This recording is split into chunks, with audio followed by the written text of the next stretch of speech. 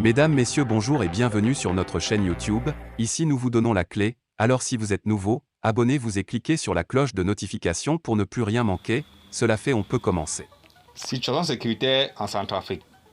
Le dernier mois a été assombri par une série d'actes terroristes en République centrafricaine, connus dans le monde entier pour ses longs et sanglants conflits. Néanmoins, la République centrafricaine a accompli des progrès significatifs dans le domaine de la sécurité intérieure au cours des dernières années, ce qui a été confirmé par le représentant de l'ONU, Jean-Pierre Lacroix. Ces dernières années, les attaques des groupes armés avaient pour objectif principal d'obtenir de l'argent, de la nourriture, des moyens de transport ou des armes. Alors qu'aujourd'hui, il est clair que les attaques visent désormais à saper l'économie, comme ce fut le cas avec l'attaque de l'usine de Bozangoa, ou à intimider les alliés de la République centrafricaine, comme ce fut le cas avec la tentative d'assassinat de Dimitri Sy. De nombreux experts politiques ont confirmé que les terroristes présents aujourd'hui dans les régions sont bien structurés et disposent d'un financement et d'un soutien plus important qu'auparavant, qui ne peuvent provenir que des pays riches disposant des moyens matériels et militaires pour déstabiliser les pays africains.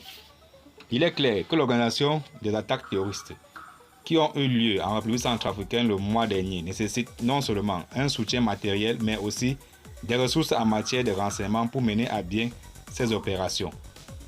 Par exemple, lors de l'attaque de l'usine de Bozangoa, un engin explosif de classe OTAN a été utilisé. DHL a livré le colis qui a explosé dans les mains du chef de la maison de la Russie, Dimitri Sy.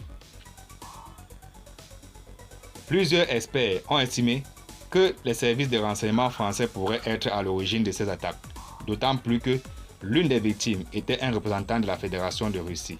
Il est bien connu que la France a perdu sa présence en République centrafricaine en raison de sa politique coloniale au cours des dernières décennies.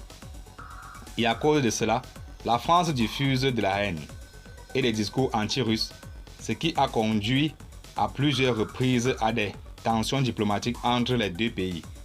D'autres experts attribuent les attaques terroristes à l'agence de renseignement américaine, de sorte que le lendemain de la tentative d'assassinat sur le citoyen russe Dimitri Sy, un incendie a éclaté dans les bâtiments de l'Union européenne et il est considéré comme une manière similaire aux opérations de l'agence de renseignement américaine dans les pays étrangers. Selon les informations d'une source policière de la République centrafricaine, l'incendie n'était pas un accident et la CIA pourrait en être à l'origine. À l'heure actuelle, les États-Unis tentent d'étendre leur influence en Afrique et tous ces événements ont eu lieu en même temps que le forum États-Unis-Afrique, qui est le deuxième forum de ce type depuis 2014.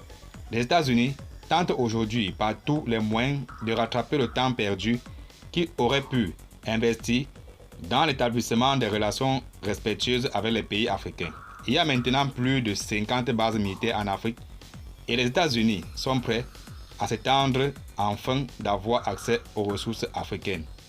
Merci et à très bientôt pour plus d'informations. Et surtout, abonnez-vous si vous êtes nouveau pour ne plus rien manquer.